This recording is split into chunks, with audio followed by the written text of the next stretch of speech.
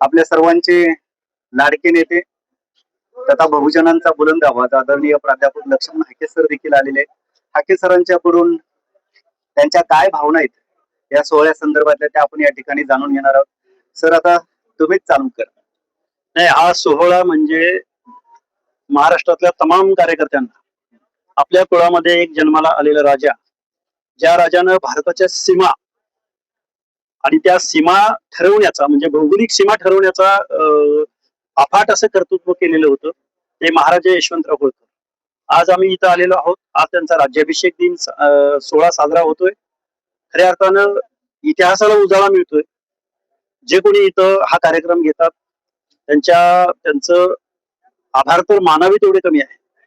पण महाराष्ट्राच्या इतिहासामध्ये, भारताच्या इतिहासामध्ये इतिहासानं दुर्लक्षित केलेलं पात्र असं जर ऐतिहासिक दृष्ट्या बोलायचं म्हणलं तर महाराजा यशवंतराव होळकरांवरती इतिहासकारांनी आणि महाराष्ट्राच्या, भारत देशाच्या इतिहासानं अन्याय केलेला आहे.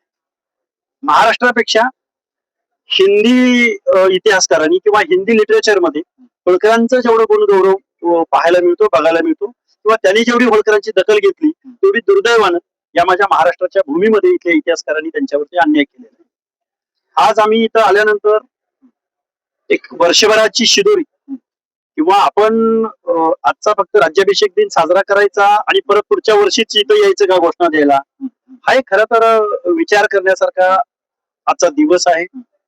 फक्त इतिहास साजरा करून चालणार नाही, तर इतिहास घडवण्यासाठी आपण काय करू शकतो का? 200, 250, 300 वर्षापूर्वी जर हे असा ऐतिहासिक आपला वसा आणि वारसा असेल तर आपण नक्की काय करतो आहोत? म्हणजे आजचा कोण विचार करणार आहे का या गोष्टीवरती? सण उत्सव तर आपल्यात प्रचंड आहे. विरोबाच्या, धुळोबाच्या, मायकाच्या आणि खूप मोठ्या यात्रा, लाखोच्या यात्रा भरतात.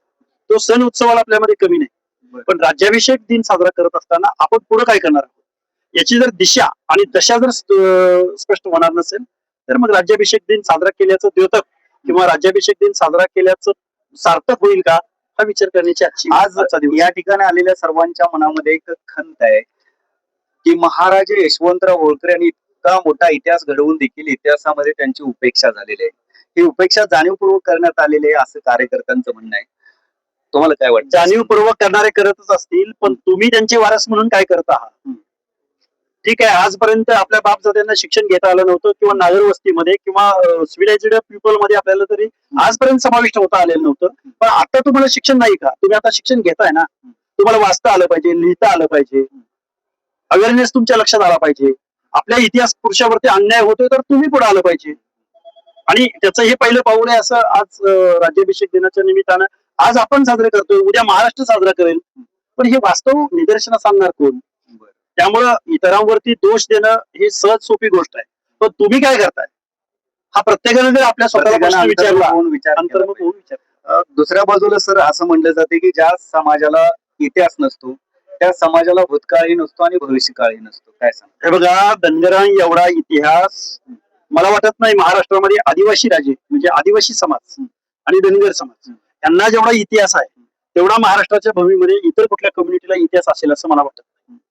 कारण इतिहास आम्ही फक्त शिकतो, पाहतो तो 15व्या 16व्या शतकापासून अलीकडे. पण इसवी सन सुरू होण्यापूर्वी इथले आदिम कोण होते, या भूमीचे मालक कोण होते, इथले देव धर्म कोणी स्थापन केले?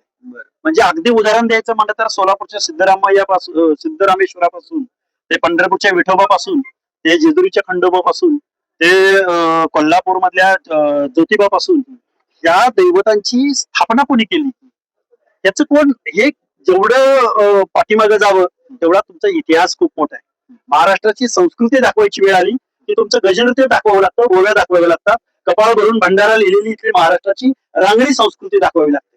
पण त्याचा अभिमानच नाही तुम्हाला. मला तुम्ही आम्ही मागत करायच्या भूमिकेमध्ये गेलेलो आहोत. उठायचं सुटायचं, काहीतरी मागायचं, काहीतरी मागायचं, काहीतरी आल्या निवडणुका की आम्हाला हे द्या, आम्हाला हे द्या. म्हणून तुम्ही लढणार कधी? तुम्ही लढणार कधी? तुमची संख्या किती? तुम्ही कुणाचे गुलाम आहात याचं जर कोणाला परिशीलन करता येत नसेल तर मग काय राज्याभिषेक सोहळा साजरा करून तर त्याच्यातून काय मिळणार? बरोबर. म्हणून 6 जानेवारी हा दिवस केवळ एक तारीख नव्हे तर आजचा दिवस हा गुलामगिरीतून स्वातंत्र्याकडे जाण्याच्या उद्घोषाचा दिवस आहे. हे बघा, राज्याभिषेक दिन म्हणजे हा याचा विचार करणं या महाराष्ट्राच्या भूमीमध्ये छत्रपती शिवरायानंतर स्वतःला राज्याभिषेक करून घेणारे महाराजे यशवंतराव होळकर.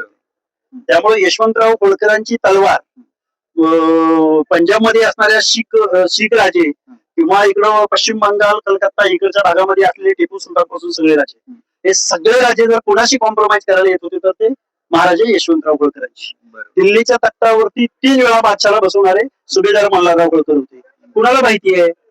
पण त्याच रायसीना हिल्स वरती जिथं संसद भवन उभं आहे, जिथं राष्ट्रपती भवन उभं आहे, ते राष्ट्रपती भवन तुमचं आजचं रिप्रेझेंटेशन होळकरांच्या राज्यामधून एक तरी माणूस या रायसीना हिल्स वरती किंवा राष्ट्रपती भवन मध्ये येईल याची वाट पाहतोय. त्यामुळे तुम्ही किती दिवस आम्ही असं होतो आणि आम्ही तसं होतो आमचं हे झालं, तुम्ही काय करता याचा कधी विचार करणार आहात का? आता मला वाईट वाटेल. म्हणून तर हा राज्याभिषेक सोहळा आजही प्रासंगिक आहे. प्रासंगिक आहे. प्रासंगिक कसं आहे ते जरा आजचा प्रासंगिक असा आहे की राज्याभिषेकाच्या दिनाच्या निमित्तानं तुम्ही इथं आलं पाहिजे, इतिहास बघितला पाहिजे. आणि आता पुस्तक घ्यायची गरज नाही.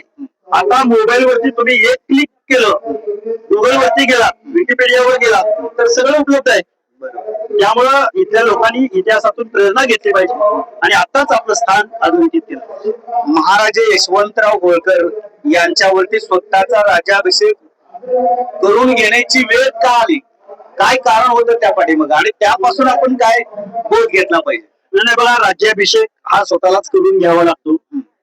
तशी दिग्विजयी मोहीम पार पाडावी लागते. राज्याभिषेक कधी करून घेतला जातो? शिवाजी महाराजांना पण स्वतःलाच राज्याभिषेक करून घ्यावा लागला होता. किंवा जेवढे काही इतिहासामधले पुराणातले जेवढे काही राजे होते त्यांनी स्वतःनीच राज्याभिषेक करून घेतलेला होता. स्वतः करून घेण्याचं कारण असं की हे माझं साम्राज्य आहे, हे माझं नाणं आहे, ही माझी टांगसाळ आहे, किंवा आम्ही जो आदेश देऊ तो इथल्या सगळ्या भौगोलिक भूभागावरती चालेल. बरोबर. ज्यावेळी राजा त्या भौगोलिक प्रदेशावरती निर्विवाद सत्ता गाजवतो त्यावेळी राज्याभिषेक केला जातो. राज्याभिषेक म्हणजे एवढ्या भूमीचे आम्ही मालक आहोत किंवा एवढ्या भूमीचे आम्ही लोककल्याणकारी राजा. बरोबर. पेशव्यांनी त्यांना सुभेदारकी नाकारली म्हणून पेशव्यांच्या बरोबर असलेले सगळे संबंध तोडून टाकले त्यांनी आणि स्वतःचा राज्याभिषेक करून आणला. महाराजा यशवंतराव होळकर हे बंडखोर होते. मुळात पहिल्यांदा बंडखोर होते, पण इथल्या मातीशी, इथल्या संस्कृतीशी आणि छत्रपती शिवरायांच्या मराठी साम्राज्याशी त्यांची जी नीती होती, जे नातं होतं ते त्यांनी कधीही विसरलेले नाही. दुसऱ्या बाजीराव पेशव्यांचा पराभव करून त्यांना तिथून पळवून लावणारे यशवंतराव होळकर एका क्षणामध्ये इथलं सर्व साम्राज्य हातामध्ये घेऊ शकले असते, परंतु त्यांनी आपल्या मातीशी आणि आपल्या राजाशी कधीही प्रतारणा केली नाही. त्यामुळं सुभेदार मल्हारराव होळकरांना बंडखोर म्हटलं गेलं, बंडवाला म्हटलं गेलं. पुण्यामध्ये होळकरांचं नाव घेतलं तर त्याला बहिष्कृत केलं जातं. होळकरांच्या नावाने बंडवाला होळकर म्हणून यशवंतराव होळकरांना बदनामीचं पात्र ठरवण्याचा प्रयत्न इतिहासकारांनी आणि महाराष्ट्रातल्या बुजुर्ग लोकांनी केला. पण आज तुम्हाला मला पुढे आलं पाहिजे आणि यशवंतराव होळकरांचा इतिहास त्याची पारायण झाली पाहिजे आणि त्यातून प्रेरणा घेतली पाहिजे. महाराजा यशवंतराव होळकर यांचा इतिहासामध्ये उल्लेख करत असताना भारताचा नेपोलियन असा केला जातो. हे कितपत योग्य आहे का? कितपत योग्य नाही का यशवंतराव होळकरांना म्हणजे नेपोलियनला युरोपचा यशवंतराव होळकर म्हटलं पाहिजे? काय बघा, विषय असा आहे, नेपोलियन बोनापार्ट म्हणण्याचं कारण असं, ज्यावेळी इंग्रजांचं इथं राज्य होतं त्यावेळी इंग्रजांना जगामध्ये 2 शत्रू उरलेले होते. एक होते इटली मधले नेपोलियन आणि दुसरे होते भारतामधले, हिंदुस्थानामधले यशवंतराव होळकर. जगावरती इंग्रजांचा अंमल म्हणजे इंग्रजांची सत्ता दिवस मावळत नव्हता इंग्रजांच्या सत्तेवरून. तर जगामध्ये इंग्रजांचे 2 शत्रू होते, ते होते नेपोलियन बोनापार्ट आणि दुसरे होते महाराजा यशवंतराव होळकर. या दोघांना पराभूत केलं तर जगावर आपली सत्ता येईल. त्यामुळे त्यांच्या बरोबर त्यांची तुलना करत असताना इथल्या इंग्रज अधिकाऱ्यांनी आपल्या राजांना पत्र पाठवली आणि त्यामध्ये सांगितलं की जसा नेपोलियन बोनापार्ट तसाच हिंदुस्थानमध्ये एक महाराजा यशवंतराव होळकर आहे. त्यांना जोपर्यंत आपण पराभूत करत नाही तोपर्यंत आपल्याला आपला हिंदुस्थानवरती युनियन जॅक पडत नाही. या तुलना करत असताना इंग्रज अधिकाऱ्यांनी म्हणलंय, इथल्या इतिहासकारांची तेवढी दानत नाही की यशवंतराव होळकरांच्या कार्याला दाद देण्याची. बरोबर आहे. किल्ले भानपुरा ही महाराजा यशवंतराव होळकरांची राजधानी होती. त्याचबरोबर महाराजा यशवंतराव होळकर यांचे बंधुराज विठोजी होळकर यांची राजधानी पंढरपूर या ठिकाणी होती. आणि सर तुम्ही सांगोला पंढरपूर या भागातल्या काय सांगाल त्याविषयी? पंढरपूरमध्ये होळकरांच्या वरती देखील प्रचंड मोठ्या प्रमाणावरती अन्याय झालेला आहे. त्यांना शनिवार वाड्यामध्ये हत्तीच्या पायाखाली देऊन चिरडून ठार मारण्यात आला आणि त्याचा बदला घेण्यासाठी यशवंतराव होळकरांनी पुण्यावरती चाल केली. पुण्यावरती चाल केली. आणि तुम्ही त्या राजधानीमध्ये राहता, विठोजीराव होळकरांच्या राजधानीमध्ये राहता. नाही, पंढरपूर म्हणलं की पंढरपूरच्या त्या रखुमाई विठोबाच्या मूर्तीपासून, दागदागिन्यांपासून, पिण्याच्या पाण्यापासून, ती पेशवे विहीर म्हटली जाते, किंवा अलीकडे श्री प्रभू रामचंद्राचं मंदिर आहे, घाट बांधलेला आहे, पूर्ण पारवा आहेत. आणि नुसता पंढरपूरचा विकास होळकरांनी केला नव्हता, तर पंढरपूरच्या तीर्थक्षेत्राकडे येणारे जे कर्नाटकापासून, आंध्र पासून, मध्य प्रदेश पासून, महाराष्ट्रातले जेवढे या तीर्थक्षेत्रावरती रस्ते येतात, ते रस्ते बांधण्याचं, त्यांच्यावरती झाडं लावण्याचं, त्यांच्या त्या पवित्र तीर्थक्षेत्राच्या रस्त्यावरती बारवा बांधण्याचं काम सुद्धा होळकरांनी केलं. होळकरांचं राज्य म्हणजे लोककल्याणकारी राज्य, आणि होळकरांच्या राज्याची तुलना या भारत देशामध्ये कुठल्याही राज्याच्या तुलनेशी होऊ शकत नाही.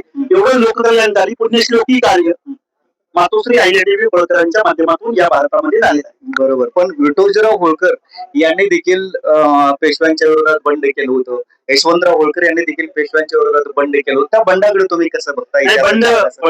बंड कोण करू शकतो, तर तुम्ही आम्हीच बंड करू शकतो. बरोबर. बंडाची ताकद, मनगटाला मनगट लावण्याची ताकद खऱ्या अर्थानं पहिल्या बाजीराव पेशव्यांना या नर्मदेच्या तीराच्या पलीकडे घेऊन जाण्याचं काम जर कोणी केलं असेल तर ते सुभेदार मल्हारराव होळकर. आणि त्याच्या अगोदर एक माणूस जात होता, तो आपल्या अंजन डोळचा नेमाजी शिंदे. या महाराष्ट्राच्या पलीकडे मराठी राज्याच्या सीमा घेऊन जाण्याचं काम धनगर सरदारांनी केलंय. त्यामुळं आपला इतिहास पुढे येणं आवश्यक आहे. एकंदरीतच प्राध्यापक लक्ष्मण हाके सर यांनी आपली भूमिका जी आहे, आपल्या ज्या भावना आहेत त्या थोडक्यात या ठिकाणी व्यक्त केल्या. त्याच वेळेस त्यांनी आपल्या सर्वांना हे देखील सांगितलं की महाराजा यशवंतराव होळकर यांचा हा राज्याभिषेक दिन सोहळा म्हणजे मानवी स्वातंत्र्याचा तो जाहीरनामा आहे. आपल्या अंगाखांद्यावरून आपण जे गुलामगिरीचं जोखड वाहून नेतोय, ते जोखड बाजूला फेकून देण्याचा हा दिवस आहे. आणि स्वातंत्र्याच्या उद्घोषाचा, स्वातंत्र्याच्या जयघोषाचा हा दिवस आहे. आणि खऱ्या अर्थानं प्राध्यापक लक्ष्मण हाके सर ओबीसी समाजासाठी, बहुजन समाजासाठी आणि आपल्या समाजासाठी हा स्वातंत्र्याचा उद्घोष करत आहेत. त्यामुळं महाराजा यशवंतराव होळकर यांचे विचार त्यांच्यासाठी देखील अनेक अंगाने प्रासंगिक आहेत असं म्हणलं तर वावगं नाही. धन्यवाद. आपला मित्र, आपला कार्यकर्ता अमोल पांढरे. जय मल्हार, जय जय मल्हार.